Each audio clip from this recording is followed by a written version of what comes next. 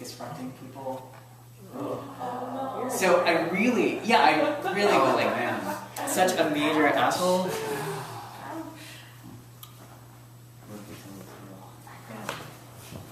But luckily, I'm a monster. Yeah. That's kind of like why I'm here. That was like, that happened to me about 3 weeks into teaching, and I was just quiet. And they were like, That's usually when it happens, because you're like, oh, new teacher, let's get all of my weird behaviors all out at once. yeah. Try out some new material. Yeah. So since you guys did get quiet, I guess it's time to start. So I guess I'll say a little bit about the project. I know some people are kind of familiar with it. It's a little strange talking about this project because this was actually 8 years ago. I finished this up as part of my master's thesis, but I honestly started working on this book when I was 20. Wow. Yeah. So it's really strange, like to step, like, it's like almost a decade old, but it's actually even older than that. So, it's kind of like,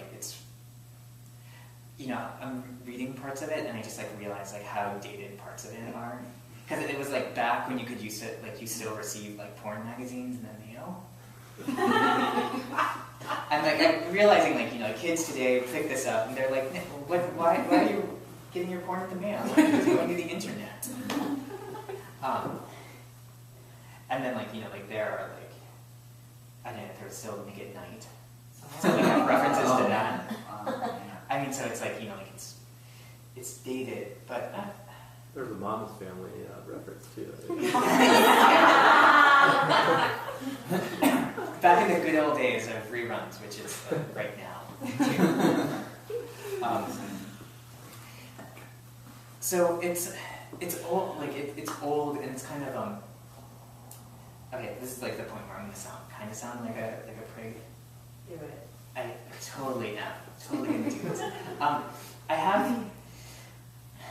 So it's kind of like the book comes from like two different areas. Like one, as my partner Andrew will attest to, I have a really colorful family.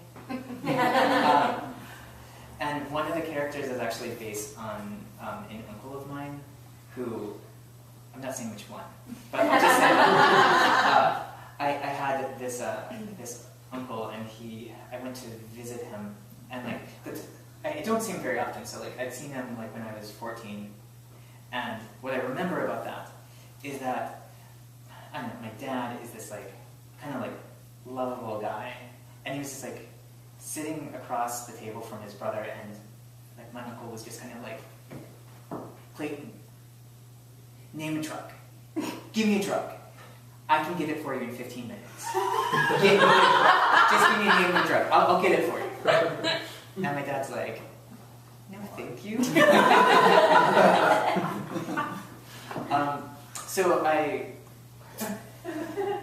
So when I'm 18, I take a road trip with my grandmother through Kansas, and we end up visiting this uncle who now has a dream of owning a trailer court.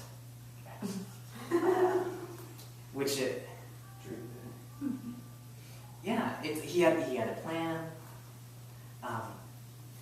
He was working towards it. Somehow it didn't work out. Variety of colorful reasons why. So that's kind of like one thing from this. The other part of this is my undergraduate degree is actually in Russian studies, which meant I had to read like Crime and Punishment, like almost every semester from the time I was like 18 to like 21. So I thought I could actually outdo Dostoevsky, because Dostoevsky has the woman axe murdered on like page like 40, and I thought I can do better than that. So like page 2. So you get to the good stuff like really early, and then it just settles in to like the long, boring monotony of decay. Yay!